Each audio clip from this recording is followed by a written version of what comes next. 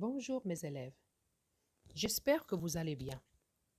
Aujourd'hui, on va faire une nouvelle leçon de langue et communication intitulée « La proposition subordonnée complétive ». Prenons la première définition. La proposition subordonnée complétive est représentée sous forme d'un complément d'objet du verbe. La principale, voilà le verbe de la principale. Et elle est reliée avec celle-ci, c'est-à-dire les deux propositions sont reliées avec la conjonction que et complètent le sens du verbe, c'est-à-dire, je répète, la proposition subordonnée complétive, elle complète le sens de la proposition, le sens du verbe de la proposition principale. C'est alors un COD ou un COI, c'est-à-dire elle peut remplir la fonction d'un COD ou d'un COI du verbe de la proposition principale. Donc regardez ici l'exemple. Le professeur dit que toute la classe a bien travaillé. Donc, où est ici la proposition subordonnée complétive? C'est que toute la classe a bien travaillé. Qu'est-ce qu'elle complète? Elle complète, bien sûr, le verbe dire. Le verbe dire, c'est le verbe de la proposition principale. Et où est la proposition principale? C'est le professeur dit. Alors, regardez là, ce qui est souligné est une subordonnée complétive du verbe dire. Elle complète le verbe dire de la proposition principale. Maintenant, on va commencer la première partie. C'est la fonction de la complétive introduite par que. Premièrement, on va voir la fonction complément d'objet direct. Prenons l'exemple suivant. Les médecins pensent que ce virus est mortel. Je pose la question suivante. Les médecins pensent quoi? Que ce virus est mortel.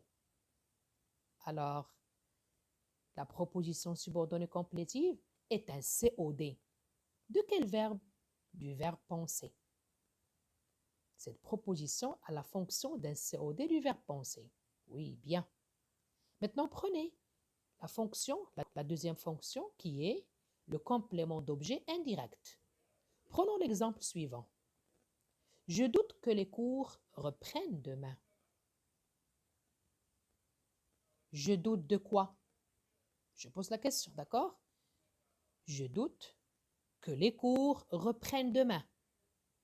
C'est une proposition subordonnée complétive, COI. Alors, cette proposition a la fonction d'un COI du verbe douter. Je retiens. La proposition subordonnée complétive a la fonction, c'est-à-dire elle peut remplir la fonction d'un complément d'objet direct ou d'un complément d'objet indirect du verbe de la proposition principale. Bien. Maintenant, passons à la deuxième partie, qui est le mode verbal dans la complétive. Premièrement, on va voir le mode indicatif. Prenons la phrase suivante. Pierre avoue qu'il a échoué. Donc, regardez ici, on peut remplacer avoue par est sûr ou bien par est certain. Donc, on va dire Pierre est certain qu'il a échoué. Pierre est sûr qu'il a échoué. On a ici une action qui exprime la certitude, c'est-à-dire Pierre est certain qu'il a échoué. Très bien. Maintenant, prenons la phrase B. Notre professeur affirme que demain, on aura un contrôle. On peut dire aussi, notre professeur annonce, déclare, dit que demain, on aura un contrôle. Donc, qu'exprime cette phrase? Donc, ici, on a une action qui exprime une déclaration, bien sûr, qui est faite par le professeur. Prenons la phrase C. Je crois que tu as raison.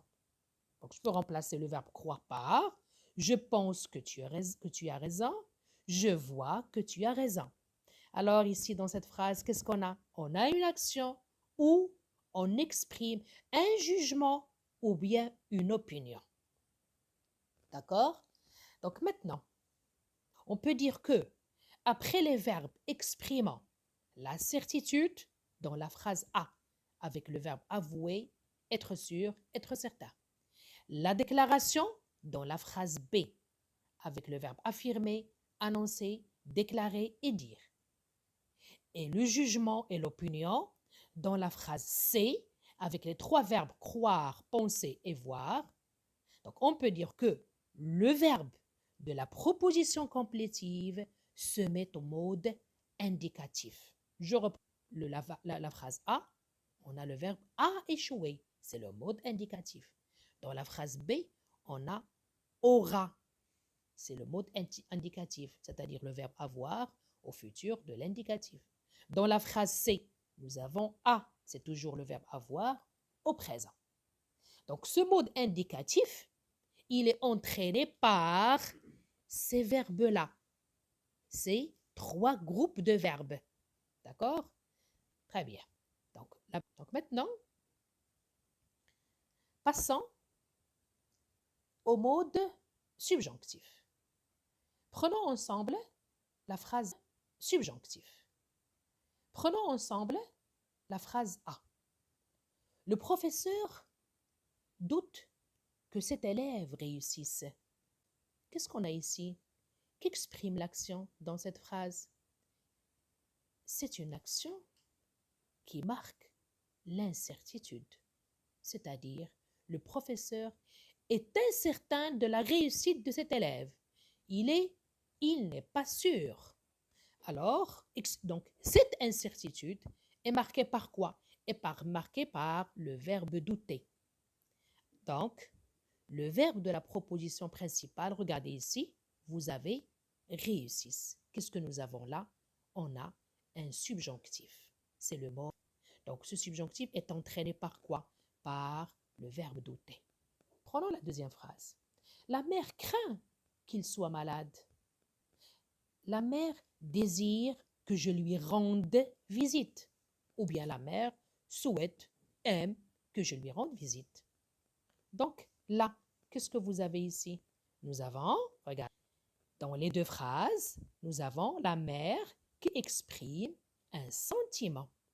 Alors, lorsque la phrase exprime un sentiment, bien sûr, à l'aide de ces trois ou quatre verbes-là, automatiquement, le verbe de la complétive est au subjonctif. Nous avons la soit, c'est le verbe être, et nous avons la rende, c'est le verbe rendre. Prenons la phrase C. L'État veut que les Marocains restent à la maison. Qu'est-ce que nous avons là? Regardez bien. Nous avons une phrase qui exprime une volonté au moyen du verbe vouloir. Vous avez ici veut. Alors, le verbe de la proposition complétive, où est-il? C'est le verbe rester. Il est conjugué à quel mode? Il est conjugué au subjonctif. Donc, après un verbe de volonté, regardez, qui est le verbe vouloir, le verbe de la proposition complétive est au subjonctif. Bien. Maintenant, passons à la dernière phrase. Il faut qu'il fasse un effort.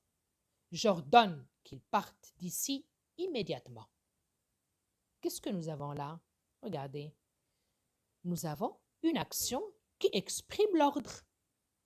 Avec quel moyen?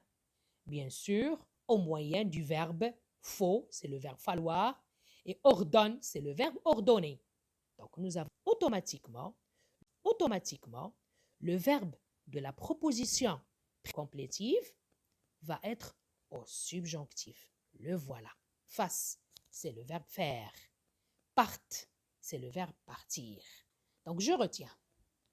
Après les verbes exprimant l'incertitude, comme dans la phrase A, le sentiment, comme dans la phrase B, la volonté, comme dans la phrase C, et l'ordre, comme dans la phrase D, le verbe de la proposition subordonnée complétive est au mode subjonctif. exercice. Voyons ensemble ce premier exercice. Relève la fonction des propositions subordonnées complétives soulignées. Donc, regardez la phrase A. Les citoyens veulent que le confinement finisse. Donc, le confinement ou al-hijr sahi. Donc, ici, la proposition subordonnée complétive, où est-elle? C'est que le confinement finisse. C'est déjà souligné. C'est bien. Maintenant, donnez-moi la fonction de cette phrase. Très bien. Donc, avant de donner la fonction, qu'est-ce que vous allez faire? Essayez de vous poser la question. Posez-vous la question. Les citoyens veulent quoi? Que le confinement finisse. Très bien, c'est ça. Donc, vous allez me dire que cette proposition subordonnée complétive est un COD du verbe vouloir. Très bien. Elle complète le verbe vouloir. Bien.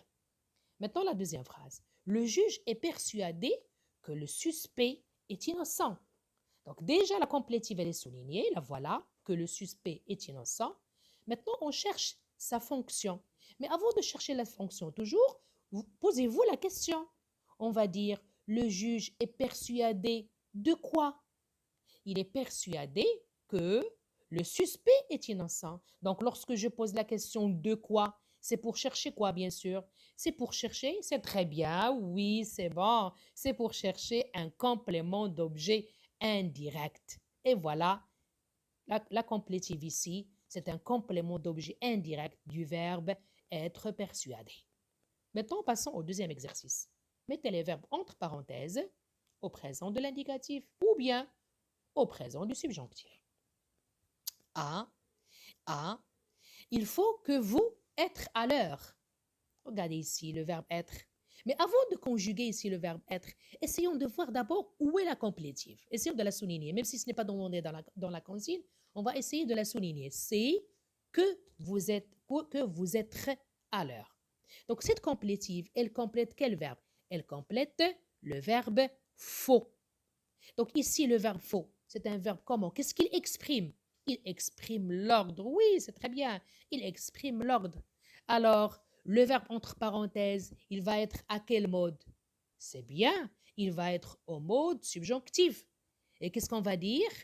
Oui, on va dire soyez. Je répète la phrase. Il faut que vous soyez à l'heure, le présent du subjonctif. On passe à la phrase B. Le docteur affirme qu'on, le verbe devoir, laver les mains régulièrement. Donc, essayons de voir d'abord la complétive. Où est la complétive? Elle commence par que toujours. Donc, la voilà. Qu'on, devoir, laver les mains régulièrement. Donc, cette complétive, qu'est-ce qu'elle complète? Comme je l'ai dit au début, elle complète bien sûr le verbe affirmer. Donc, ici, le verbe affirmer, c'est un verbe de quoi? Donc, c'est un verbe déclaratif. Et qu'est-ce qu'on a dit dans la règle? On a dit que le verbe affirmer, déclarer, annoncer, dire sont toujours suivis du mode indicatif. Très bien. Et qu'est-ce qu'on va dire maintenant? Qui veut me donner la réponse? Oui, c'est bien, voilà, c'est bon. Donc regardez, voilà, on va dire doit. Le docteur affirme qu'on doit laver les mains régulièrement. Très bien. Donc, mes chers élèves, sur ce, je vous quitte. Mais avant, s'il vous plaît, regardez ici, notez bien. Vous avez là une petite remarque. Faites l'exercice 1, 2 et 3 de la page 158. N'oubliez pas, s'il vous plaît.